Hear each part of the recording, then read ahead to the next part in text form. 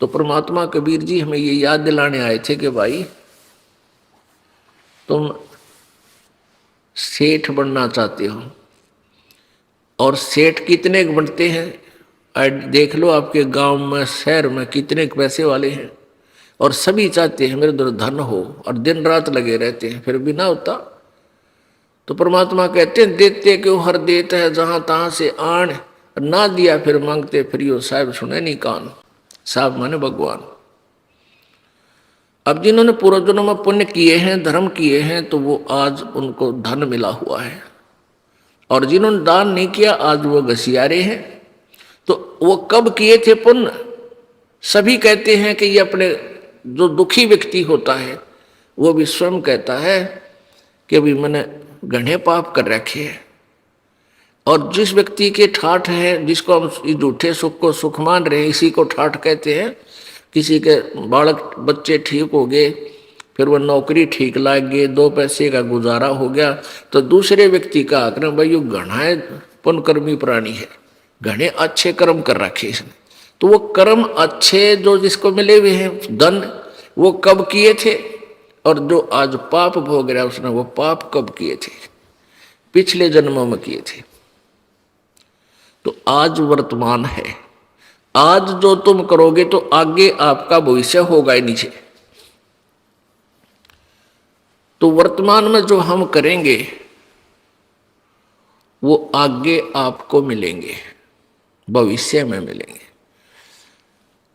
अब जब तक आप पूर्ण परमात्मा की शरण ग्रहण नहीं करते, कबीर जी की शरण में नहीं आते, तब तक तो आप कितने तो पापड़ बेल लियो, कितनी चोरी कर लेना, कितनी ठगी, कितनी मिलावट, दोनों दुखी होगे।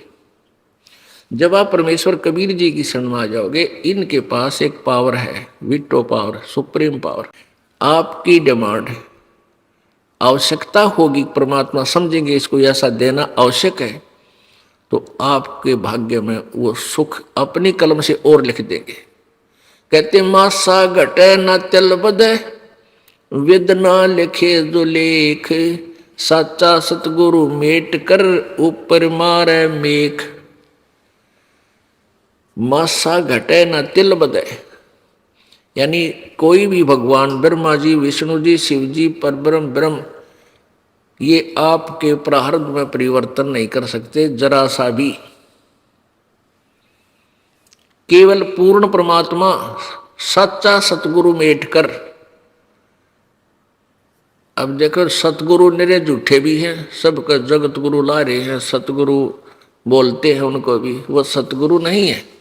इसलिए सच्चा सतगुरु और कहना पड़ा। वैसे तो सतगुरु का अर्थ ही सच्चा गुरु होता है, लेकिन इन काल के दूतों ने अपना बोलबाला घना कर लिया, ये गुरु भी नहीं है, इन्होंने नाम धर लिया सतगुरु भी।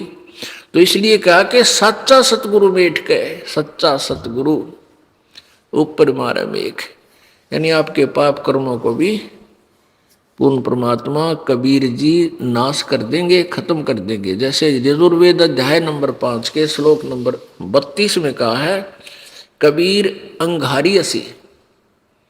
अंगारी माने बंधनों का, अग माने बंध, अग माने पाप, अरि माने शत्रु। अंगारी, अंगारी माने पापों का शत्रु, और बम्बारी, बम्बर माने बंधन, अरि माने शत्रु, बम्बारी बंधनों का शत्रु, बंधनों से छुड़ाने वाला, बंदी छोड़ कबीर असी परचेता, रत धामा असी, सवर ज्योति रत धामा असी। वो स्वयं प्रकाशित सतलोक के अंदर रहता है, सतलोक वासी है, सतलोक का मालिक है, यजुर्वेद बता रहा है। वो परमात्मा कबीर जी है। तो पुण्यात्मा, जैसे आपको बताया जाता है, परमात्मा कहते हैं कि तुम यहाँ काल प्रेरणा से, काल के द्वारा भ्रमित सारा जीवन खिलौनों से खेल कर बिता देते हो। संतान नहीं, आप संतान मांगते हो, हे भगवान मेरा संतान हो जाए, हे भगवान मेरा संतान हो जाए। पुण्यात्माओं, आप परमात्मा, हमारा जो उद्देश्य है कबीर जी का, हमारे भगवान का, और इस दास को जो ड्यूटी दी है, हमारा मूल उद्देश्य है इस हॉस्पिटल में, ये सतलोक आश्रम में आपके जन्म मरण के रोग काटने का ट्रीटमेंट होता है। इसके अतिरिक्त जब तक आपको कोई एक्स्ट्रा कोई परेशानी है तो वो एक्स्ट्रा कोई एक आधा इंजेक्शन ला दिए जाते हैं, ताकि यो जैसे किसी का बाह आ गया और कैंसर का इलाज हो रहा है, वो बाह का इलाज भी थोड़ा बहुत करना पड़ता है। और मूल उद्देश्य तो हमारा उस जन्म मरण की कैंसर का इलाज करने का। तो हम ये चाहते हैं कि आपने शरण ली है तो उद्देश्य ये रखो कि हमारा जन्म मृत्यु छूटे। मान लीजिए परमात्मा कहते हैं तुम एक बालक मांगते रहते हो, बच्चा ही मांगते हो जिसका संतान नहीं है, और आपको परमात्मा उचित समझेगा तो संतान देगा, और नहीं तो संतान आपको नहीं देगा। क्यों नहीं देगा? क्योंकि उनका उद्देश्य है आपका इस काल के जाल से पीछा छुटवाऊं। अब जैसे क्या कहते हैं, परमात्मा कहते हैं के मांगू कुछ ठर ना रहा, देखत नैन चला जग जाई। अब के मांगोगे? एक बालक मांग भी लिया, बच्चा दे दिया, शादी होगी है, और शादी होने पाछे वो लाग गया डाके मारन, चोरी करन, आप भी जेल में, तुम पाछा पाछा काख में थैला डाल के वकील के पास अंडे जियो सारी उम्र फिर। तो कह परमात्मा ये चाहता है कि तुम यहाँ से निकल लो और अपना पीछा छुटवा लो। उनका मूल उद्देश्य ये। तो जिसने ये भक्ति करनी है, मूल उद्देश्य को समझो। फिर भी आपको यहाँ जो आवश्यक वस्तु है आपके लिए मालिक जरूर देगा। इस काल के जाल को समझाते हुए परमात्मा क्या बताना चाहते हैं कि मान लीजिए यहाँ कोई पुण्यात्मा आ गया, आते तो पुण्यात्मा ही है यहाँ पर, फिर उसके बालक की ये कसक रह गई और बालक मालिक ने ना दिया, क्योंकि परमात्मा नहीं चाहते शुगर के मरीज को चीनी दे दे, डॉक्टर नहीं दे सकता, चाहे वो रो चाहे राजी रो। और मान लीजिए उसने शरीर यहाँ से नाम त्याग दिया और बालक प्राप्ति के लिए कि तो धक्के खानता अंडे गए हुए पति पत्नी, और बालक उसके भाग में है नहीं, होए नहीं। अंत समय में वो ज्ञानहीन प्राणी इसी कसक में मर जाती है, वह बेटी बहन मेरा संतान नहीं हुई, मेरा संतान नहीं हुई, मेरा संतान। फिर काल के करेगा, उसने जहाँ जो जिसकी जिसी मनोकामना लास्ट में होती है उसको उसी ही फुल कर देगा। फिर अगले जन्म में उसने कुतिया या सूरी बना देगा उस बेटी को, और नो का गले जा मिले 18 कट्ठे, या तेरी संतान क्या आज कर दूं तेरे वारे नारे। फिर वह सूरी बनकर जन्मे जाएगी कर एक ब्यात पर 18। तो परमात्मा कहते इस पंडा छुटवा ले इस बीमारी तय। हमारा मूल उद्देश्य ये है कि तुम्हें सतलोक ले चलो, वहां कभी मृत्यु नहीं, कोई दुख नहीं। इसमें दूसरा कारण यह है कि काल के दूतों ने इतना अज्ञान फैला दिया कि ये कहते हैं जिसका लड़का बालक नहीं है, संतान नहीं है, उसकी तो शकल भी नहीं देखा सवेरे सवेरे, यानी इतना मनहूस है। और परमात्मा कहते हैं वो सबसे खुशकिस्मत आदमी है। अब देखो संतमता और जगतमता उसका कति विपरीत विचार है। इसलिए न्यू का जगत का भगत का न्यू बैर है, विरोध है कि संतों की बात अटपटी लगती है और वो होती है बहुत ही अच्छी, बहुत गुणकारी, लेकिन हम बालक हैं, ऐसे समाज में रहते हैं, परमात्मा उन संतों की उस वाणी को हम समझ नहीं पाते, बल्कि विपरीत हो जाते हैं, नाराज हो जाते हैं। अब खुशकिस्मत क्यों है? अब पहले तो जैसे सतयुग त्रेता द्वापर तक तो माँ बाप की इज्जत और सेवा करते थे बालक, और ईव अब दूसरी तरफ से सेवा हो रही है बुढ़िया की। आप पुण्यात्माओं या कहने की आवश्यकता कोई ना, सब न पता उनके लग के रिहर्सल हो रही है।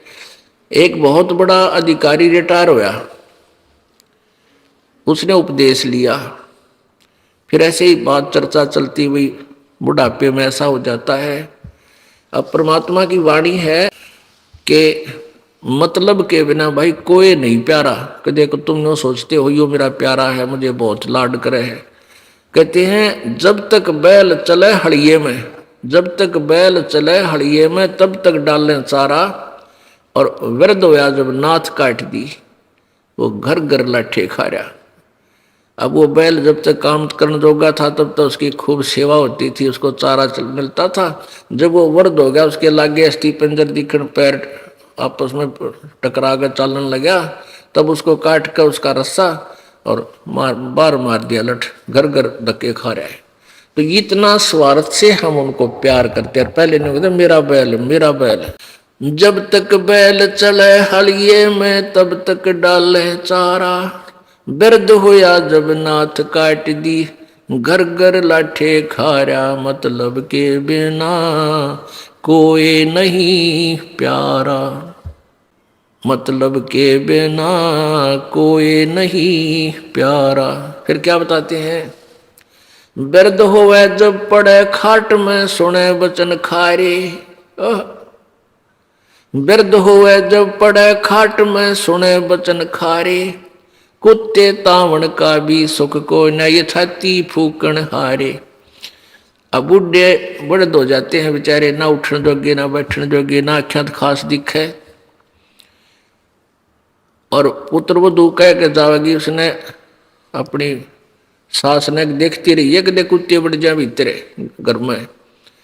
अब बुढ़िया बेचारी ना ही सा दिखे खास की, तो काम भी लाग जाए, को बालक रोन लग जाए, उन्हें खिला रही है, को कुत्ता बढ़कर दूध खिंडा गया, दूध को खराब कर दिया कुत्ते ने।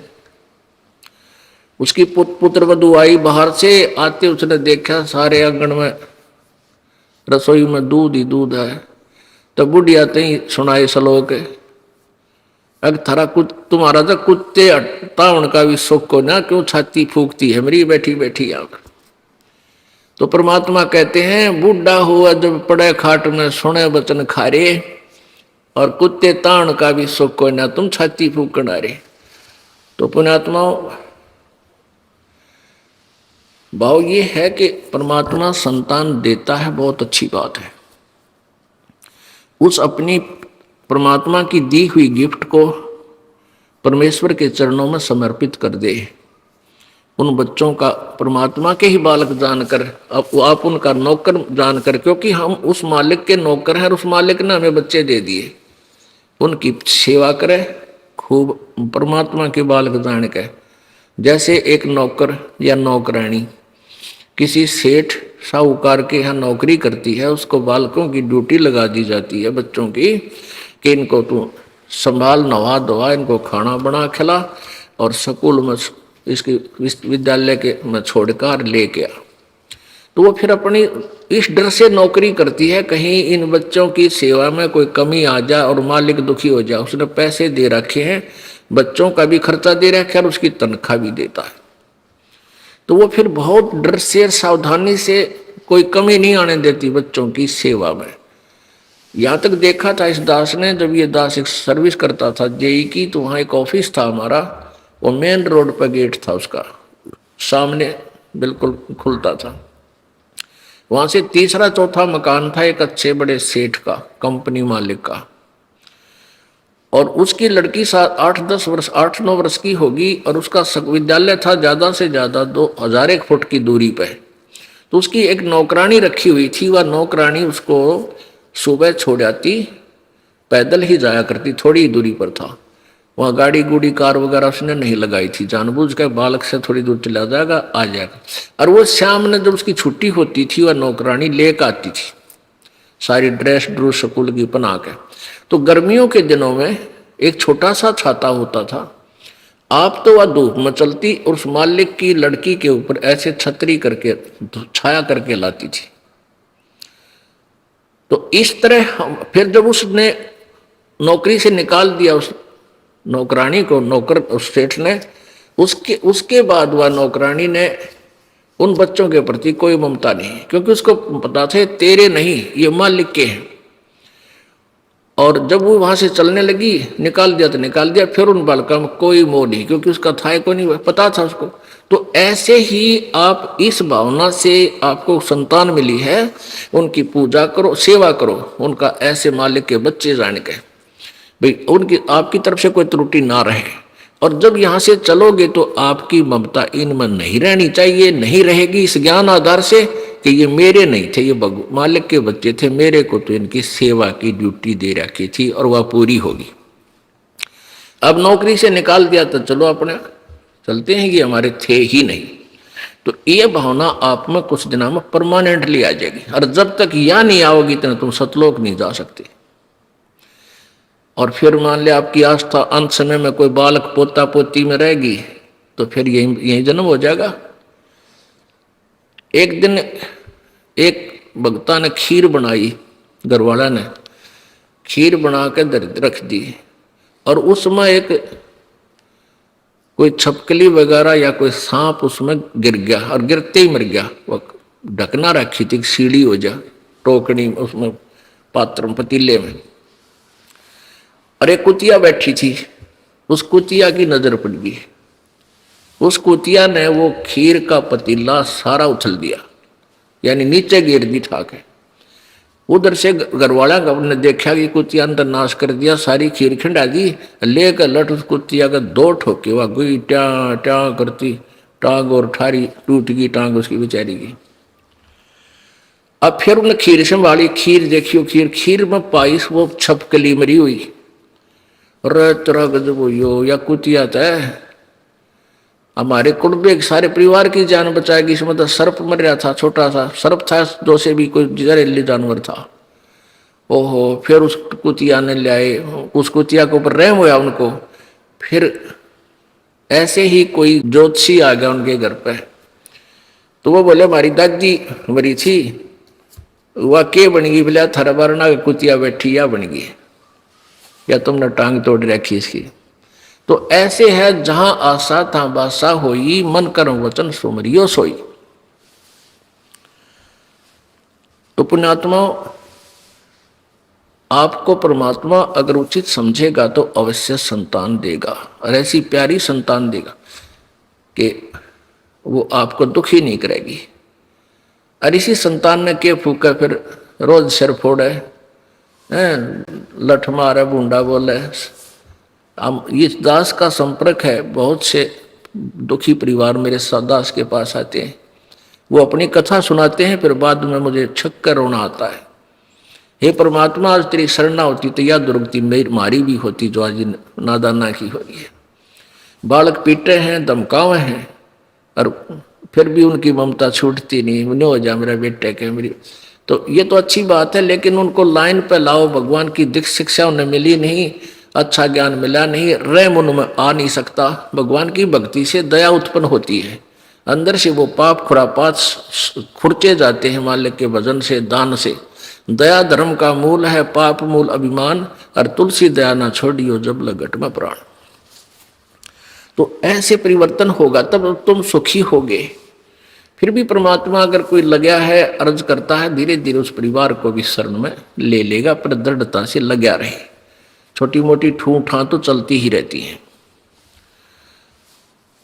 तो ऐसे हम परमात्मा यही बताना चाहते हैं कि मालिक एक, अब जैसे कहते हैं, कहावत है, कथा सुना करते हैं बालक में, बचपन में, एक बहन का बालक ना थे, और ये समाज इतना काल के दूतों द्वारा इतना भ्रमित कर दिया कि जिसका संतान नहीं उसका जीवन व्यर्थ है, न्यू मान रखे। और संत न्यू कहते हैं, उस जैसा सुखी पृथ्वी पर नहीं, जब वो नाम ले रहा होता है, बिना नाम वाला तो वो भी दुखी है, वो भी व्यर्थ है उसका जीवन। यदि सच्चे पूर्ण संत से उसके पास उपदेश है, उसके साथ सुखी पृथ्वी पर नहीं। अपनों कहे बुढ़ापे में कोई सेवा करनी आ चाहिए, अरे परमात्मा की भक्ति करते रहे, इसी बीमारी ये ना हो तो सेवा की जरूरत पड़े, तो चलते चलते हाथ में तेरा शरीर छूट जाए। तो उन सेवादारों की भी डिमांड क्यों रखे बेमतलब में? कौन तेरी सेवा करेगा इसे बूढ़े कलयुग में? और मान लीजिए किसी के बेटा बेटी पुत्र वधु भागवान आ गई, पिछले संस्कार में कोई दया भाव है उनमें, और आप कहोगी कैंसर, वो आपको नवा दवा सकते हैं, दवाई दवा सकते हैं, समय पर आपका आहार चाह पानी दे सकते हैं, पर वह चीज कैंसर की तो तन्ने भोगनी पड़ेगी। वो कैंसर की पीड़ा तन्ने किल की मारनी पड़ेगी, बेटा बेटी तरह कुछ नहीं सहारा कर सकते। तो उन बच्चों के लिए जो तुमने सारा जीवन बर्बाद कर दिया, सारा जन्म खो दिया, भगवान भजा नहीं, और वो पाप तेरे ऊपर सारे आगे पहाड़ की तरह गिर गए। अब वो अच्छे बच्चे भी हैं, बताओ के सेवा करेंगे? तेरी अच्छी आत्मा होंगी, बैठ कर रो लेंगे अपने पिता के पास, माँ के पास, कि हमारे माता पिता बहुत दुखी, कैंसर होगी इनके। तो इस प्रकार हमने अपने जीवन में बहुत प्रयत्न करने की आवश्यकता है, और फिर आप भी सुखी, आपके बालका नबी मालिक के चरणों में लगाओ, सुख हो जाएगा। कुछ कहावत है, ये बहुत शिक्षाप्रद होती हैं, लगती हैं उठपटांग सी, जिनके ऊपर हमने विचार करना चाहिए। अब जो प्रसंग चल रहा है, ये विषय हम बदल रहे हैं। परमात्मा कबीर जी हमें ये सदुपदेश देने आते हैं, यथार्थ ज्ञान देने आते हैं। वो चारों युग में आते हैं परमात्मा कबीर जी, चारों युग में आते हैं, और प्रत्येक युग में ऐसे ही सतलोक से चलकर यहाँ पृथ्वी पर आते हैं, और अपनी प्यारी आत्माओं को, जो उनके पूर्व जन्म के कभी भगत थे, फिर वह रह गए ना पा रहे, अब फिर दुर्गति में साझा हो रहा है, कोई भक्ति भी कर रहे हैं, वो भी शास्त्र विरोध कर रहे हैं, उनके पास पहुंच जाते हैं, उनको अपनी शरण में लेते हैं। चारों युग में संत पुकारे, कूक कहा हम हेल रे, हीरे माणिक मोती बरसे, ये जग चुगता ढेल रे। परमात्मा कहते हैं कि कबीर परमेश्वर जी कह रहे हैं कि चारों युग में मेरे संत भी आवाज लगा लगा कर कहते हैं, और मैं भी आता हूँ, मैं भी आवाज लगाता हूँ। हेला, हेल माने हेला देकर, रुक के मार मार के आवाज लगा कर, तेज आवाज से गरज गरज कर बोलते हैं, पर हमारी बात ये लोग सुनते नहीं, इन नकली संतों की बातों को यकीन कर लेते हैं। हमारा ज्ञान किने ना सुनिया, पर भी लेन जात है दुनिया। हमारा ज्ञान कोई सुनता कोई नहीं, वो पर भी लेन जा, गंगा में नहाने, जोड़ में किधर तालाब में कहे वहां पर भी लगेगी, और तरह के जो वही हो। कहते हम जो तत्व ज्ञान बता रहे हैं इसको कोई नहीं सुनता, और पर भी लेने दुनिया जा, रेला पर लटक लटक कर, ट्रेनों के ऊपर नीचे लद के, वो तरह के जो वही। वो केवल काल प्रेरणा से धक्के जो ना खा रहे हैं, उनके पास यथार्थ ज्ञान ना होने से अपना जीवन व्यर्थ कर रहे हैं।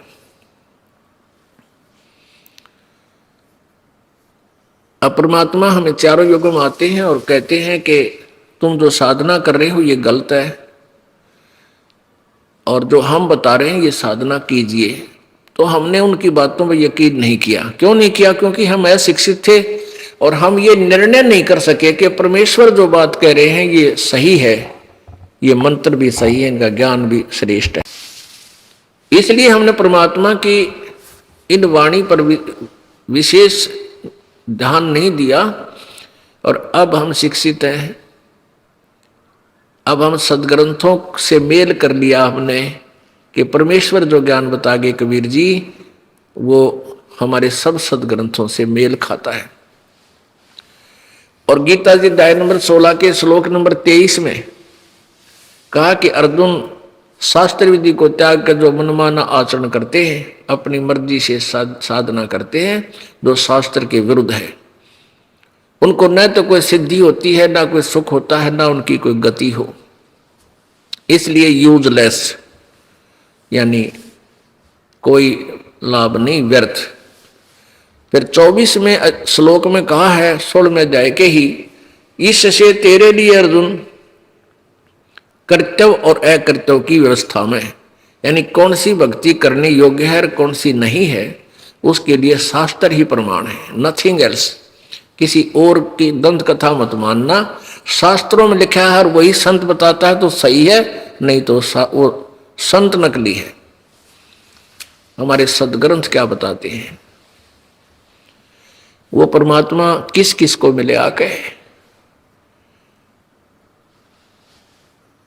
इस कलयुग का इतिहास आपको बताते हैं। आदरणीय धर्मदास साहिब जी को, जो उन्हीं के समकालीन थे जब परमेश्वर आए हुए थे, सन 1398 से सन 1518 तक 120 वर्ष इस धरातल पर रहे। एक मनुष्य जैसा जीवन लीला उन्होंने की। आदरणीय धर्मदास साहिब जी को मिले, उनको वही नाम और ज्ञान बताया जो आज सब सदग्रंथों के अंदर विद्यमान पाया। आदरणीय मलुकदास साहिब जी को, आदरणीय दादू साहिब जी को, आदरणीय नानक साहिब जी को जो सिख धर्म के प्रवर्तक हैं, आदरणीय गरीबदास साहिब जी को जो गांव छुडानी जिला झज्जर हरियाणा प्रांत में जिस उपलक्ष्य में ये समागम चल रहा है वो इसी उपलक्ष्य में है कि उनको परमात्मा कबीर जी सतलोक जाने के उपरांत फिर पुनः यहाँ अपनी प्यारी आत्माओं को बताने के लिए, ज्ञान समझाने के लिए गरीबदास जी को मिले सन 1727 में, यानी फाल्गुन सुदी द्वादशी, यानी फागण उतरते की द्वादश, जो आज वो जो दिन है ये द्वादशी का, इस दिन परमेश्वर आकर के सतलोक से चलकर कबीर जी वहां छुडानी गांव में खेतों में, जब गरीबदास जी 10 वर्षीय बालक अपने ही खेतों में अन्य साथी पालियों के साथ, ग्वालों के साथ गायें चरा रहे थे, वहां मिले आके। पुण्यात्माओं, आज का वो शुभ दिन है कि परमात्मा इस हरियाणा यानी भारतवर्ष की पृथ्वी पर अवतरित हुए पुनः। पहले तो भारत की ही पृथ्वी पर थे, जैसे बनारस के अंदर काशी में, फिर वहां से अपनी लीला करके अपने जो भगवान क्रिया करता है, भगवान जो सुख देता है, परमात्मा जो के गुण होते हैं वो सारे करके चले गए, वो होते ही हैं। अब जो उस परमात्मा में गुण है वो ऑटोमेटिक ही होंगे। जैसे चीनी, मीठे का गुण है चीनी का, जीभ का लगते मीठी लगेगी, किसी समय चाख लियो, कहीं रखी हो चाहे वह। तो ऐसे ही वो परमात्मा अपनी महिमा, अपनी शक्ति वहां दिखाकर चले गए। मुर्दों तक को जीवित किया, कोढ़ियों तक ठीक किया, निसंतानों को संतान दी जिनको आवश्यक समझते थे। अन्यथा परमात्मा ने स्वयं भी, जैसे नीरू और नीमानी संतान थे, उनको भी दे सकते थे संतान, लेकिन नहीं, उनका कल्याण करना था इसलिए संतान नहीं दी। स्वयं आगे बालक बन के उनके, क्योंकि इंजेक्शन, ये काल के दूत इंजेक्शन ऐसा लादे हैं कि वो दुखी हो जाता है जिसका संतान नहीं। एक आवेगी नो कह गया ये बहू का बालक होया, वह सासू जो कहना कुछ न इसका कुछ ना हो, या तो हमारे छोरे का नाश करेगी। अब वह बेचारी दुखी हो जा सुन के इस तरह के ये तीर इंजेक्शन लगते हैं।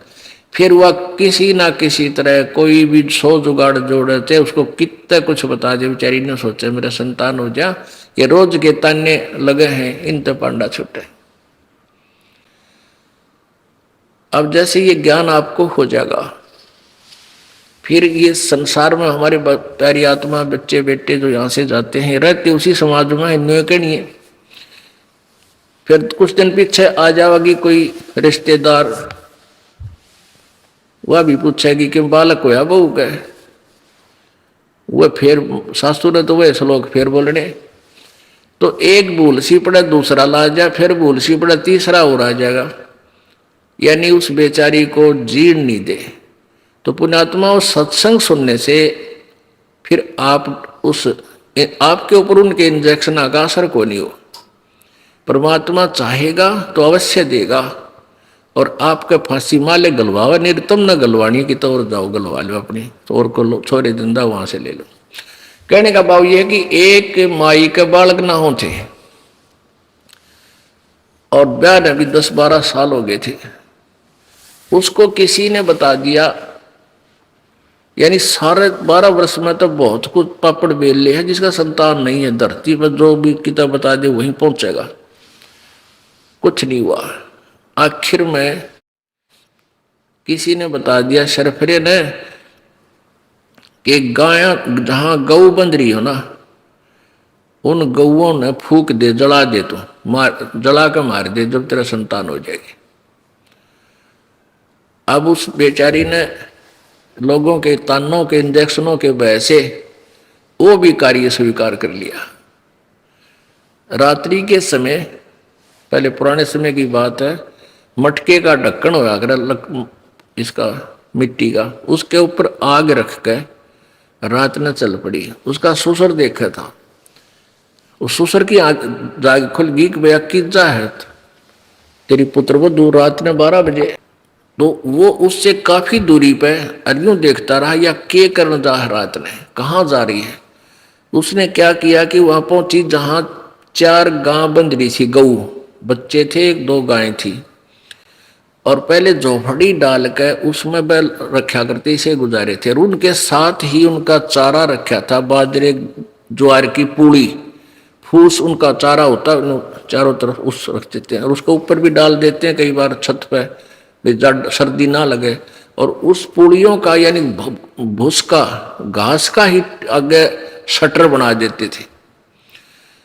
उसने रात न जाके और वहां फूक फाक मार के आग बाड़ी, और उस आग लगा के, शुरू में तो आग धीरे धीरे जलने लगी, वह इतने वहां से खिसक के दूसरे रास्ते से घर आ गई। और उसके ससुर ने देख लिया, उस ससुर ने जाके देखा, इतने तो बकड़ पाट लिया, वो पूरा आग लगी, वो गाय जल के बंद डिड्डा डिड्डा के जल के मर गई। अब वो ससुर बतावे तो बात बिगड़े, घर पे आवे अगी तो नाश हो गया, उसने किसी को जिक्र नहीं किया। अगी तो बड़ा काम बिगड़ा भाई, जुल्म कर दिया इसने, पापड़ ने देख के नाश किया, कितना पाप को मार दिया।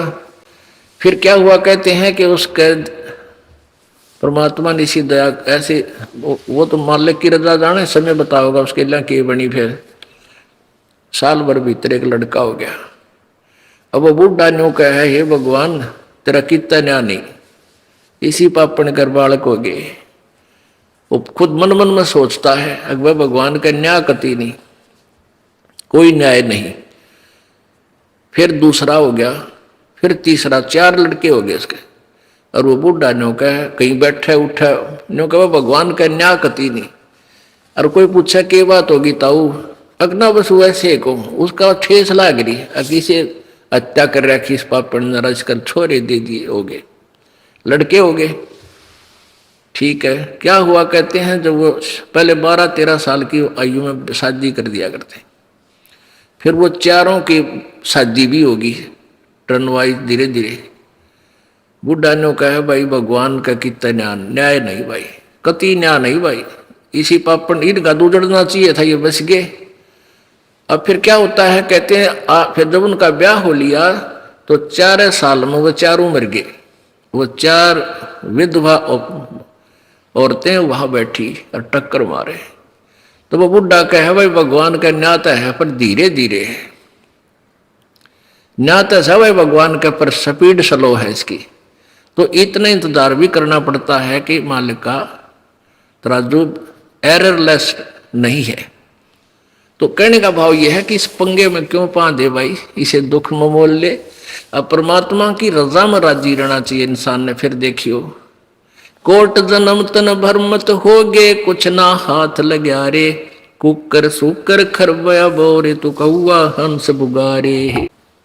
पुण्यात्माओं, परमात्मा की भक्ति में जितना आपको आनंद आओगा, या किसी भी वस्तु में, किसी भी चीज में, या तो आपको सुख नहीं हो सकता। आज खुशी हुई है, कल ना जाने के बिजली गिर जाए, इतना कहर टूट जाए आदमी पे, पूछो मत। तो परमात्मा कहते हैं, झूठे सुख ने सुख कहे तू मान रहा मनमोद, ये सकल चबी ना काल का, कुछ मुख में कुछ बोध। परमेश्वर कबीर जी आकर के हमें यहाँ ज्ञान सुनाते हैं, रह रह करिए सत भक्ति हमें बताते हैं, और अपनी प्यारी आत्माओं को सत भक्ति करा करके और सतलोक ले जाते हैं। अब पुण्यात्माओं, जैसे परमात्मा कहते हैं,